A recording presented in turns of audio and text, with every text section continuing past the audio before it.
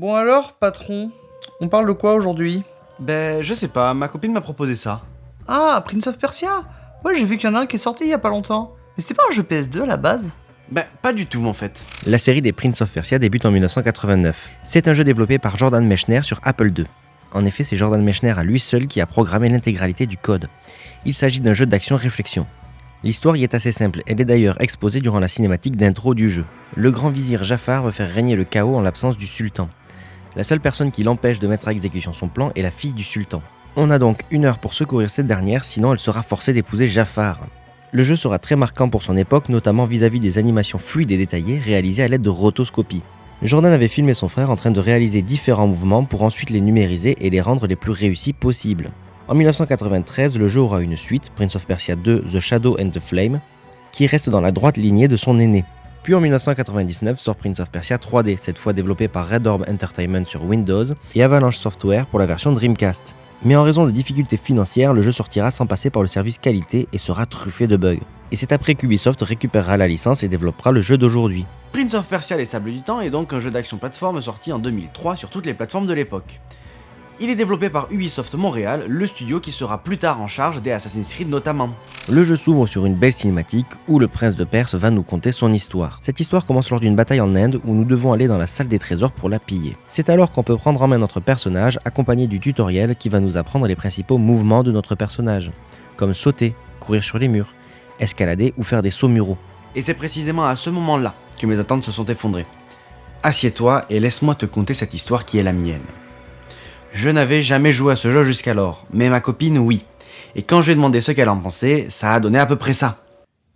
Oh, mais trop bien! C'est clairement un des bangers de la PS2. J'ai trop kiffé. Puis c'est fluide et tout. Et c'était avant Assassin's Creed, hein? Ouais... Non, clairement, tu vas kiffer. Bon, mis à part pour la caméra peut-être. Mais tu verras, c'est trop bien. Peut-être aussi un peu facile à cause de la dague. Non mais, vraiment, il est trop bien. Ok. Sauf que pour moi, ça s'est plutôt passé comme ça. Mais putain là! Oh mais... Oh cette caméra là, mais accroche-le-toi! Alors, vous m'excuserez d'avance, mais ce test ne sera pas rempli de nostalgie et risque d'être un petit peu biaisé, je vais pas vous mentir. Pour en revenir au test, oui, effectivement, ce serait super satisfaisant si on y arrivait facilement. Mais la maniabilité du personnage est assez hasardeuse, disons. Dès le 2e saut, je galère déjà en ratant la plateforme. Il faut dire que dans ce jeu, il n'y a pas d'air control, le fait de pouvoir se diriger durant un saut. Et aussi, les déplacements de notre personnage n'est pas très réactif. Mais bon, on progresse jusqu'à arriver dans la salle des trésors où se situe un gros sablier, mais aussi un objet plus facile pour nous à rapporter. Une jolie dague qui a juste la capacité de remonter le temps. Suite à ça, on fait le chemin retour qui se passe nettement mieux vu qu'à la moindre erreur, on peut remonter le temps. Notre papa est content, il récupère le gros sablier et fait quelques prisonniers, évidemment. En prenant également avec nous le vizir qui a trahi son ancien maître. Mais qu'est-ce qui pourrait mal se passer ? Alors qu'on remet le sablier en cadeau au Maharaja, on se fait manipuler par le vizir qui nous fera libérer les sables du sablier avec notre dague en envahissant les lieux et transformant tout le monde à part nous, le vizir et une prisonnière en des monstres de sable. Le vizir souhaite alors récupérer la dague en vain. Nous voilà alors seuls, livrés à nous-mêmes et devant affronter des hordes d'ennemis. Et c'est déjà là un des premiers problèmes du jeu selon moi. Dans les premiers Prince of Persia, les combats étaient relativement rares. Ici, on va rencontrer beaucoup d'ennemis, souvent par vagues, et ce régulièrement dès qu'on croise une zone ouverte. Mais si ce n'était que ça encore, ça irait. Le problème, c'est que niveau gameplay, c'est assez pauvre et on va souvent marteler la même touche inlassablement. Mais tu vois, les combats ils sont nuls là. Mais c'est toi qui es nul, y a qu'une seule touche et t'arrêtes pas de mourir. Tiens, donne-moi la manette.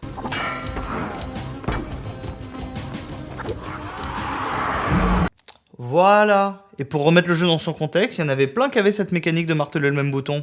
Ouais, ok, bon. Mais ça serait comme dire que les jeux d'arcade sont trop durs. Ouais, mais par contre, tu peux pas nier que la caméra est pourrie là.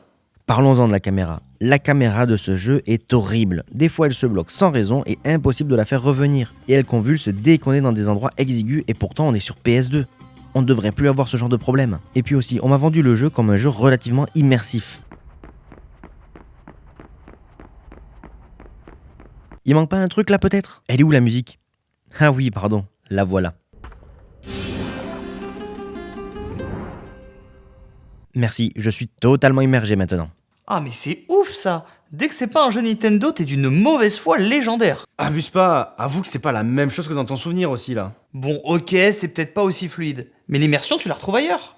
Comme c'est le prince qui raconte son histoire, le fait de sauvegarder revient à lui demander de reprendre son histoire à partir d'un certain point la prochaine fois qu'il raconte. Et c'est pareil lorsqu'on meurt.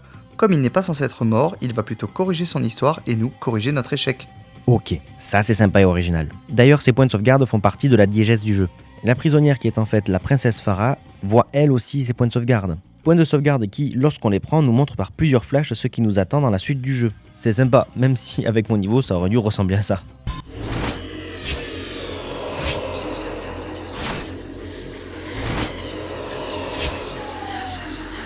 On retrouve donc la princesse qui souhaite récupérer la dague pour réparer nos conneries. Évidemment, on est assez méfiant et si on refuse de lui donner la dague, on va accepter de la suivre pour retrouver les traces du sablier et du vizir. En chemin, on va d'ailleurs être confronté au père du prince, du moins ce qu'il en reste, car lui aussi est transformé en monstre de sable, qu'on va devoir défoncer. Et adieu papounet. Bref, en gros, le jeu est une succession de combats de vagues d'ennemis, entrecoupés d'énigmes et de phases de parcours. Et je dois vous avouer qu'à ce moment-là, j'étais vraiment pas emballé par le jeu. Il faut dire que les énigmes sont moins passionnantes que dans Tomb Raider, le parcours est moins libre que dans Assassin's Creed, les combats plus ennuyeux qu'Azuras Wrath et l'histoire plus creuse que Zelda. Donc oui, je contemplais déjà l'idée de m'arrêter là.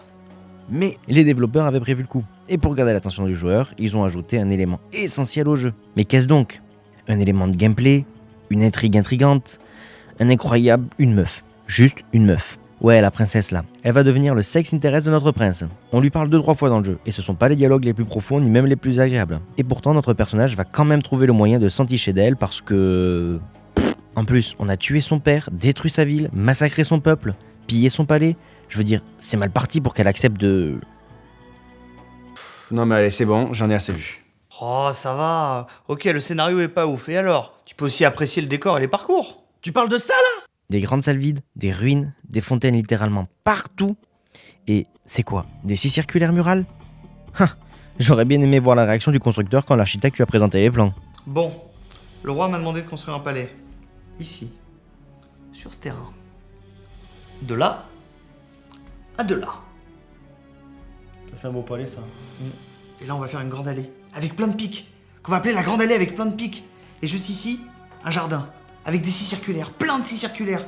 Et là, une cour.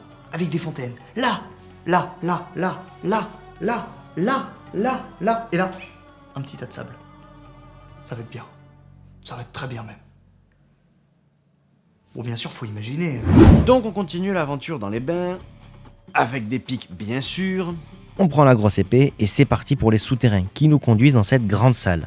Et là, si vous êtes le genre de personne à péter un plomb sur Aloy, Kratos ou encore Ellie quand il vous laisse pas 2 secondes pour réfléchir à une énigme, eh bien dites-vous que c'était pas mieux avant. Il y a un autre levier dans ce coin. Pensez-vous pouvoir l'atteindre? Merci du backseat, c'est vrai que sans ça, j'y serais clairement pas arrivé. Hein. Et évidemment, une fois qu'elle nous a dit ça, elle disparaît à nouveau. Et est-ce que c'est le bon moment pour parler des remarques de notre cher prince ?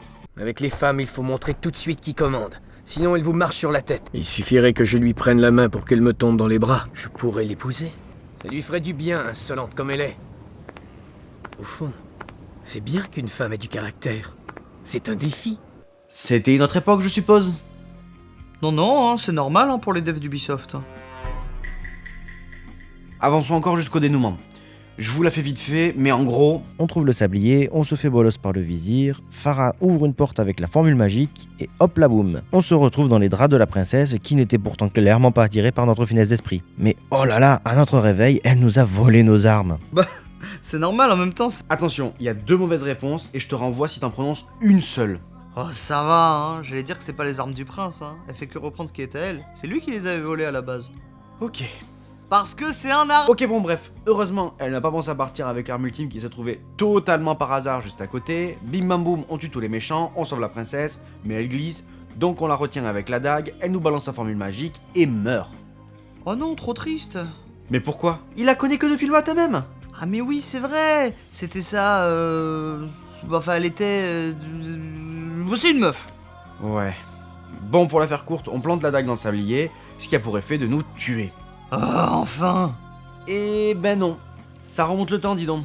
Bon, je vous épargne le reste, c'est l'heure du moment épique contre le grand méchant. Bon, ben au moins on a le droit au retour à mignonne avec Farah.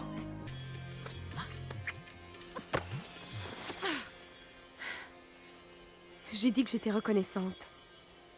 Mais pas à ce point. J'ai inventé une histoire aussi folle. Mais c'est carrément une technique de viol. Oui.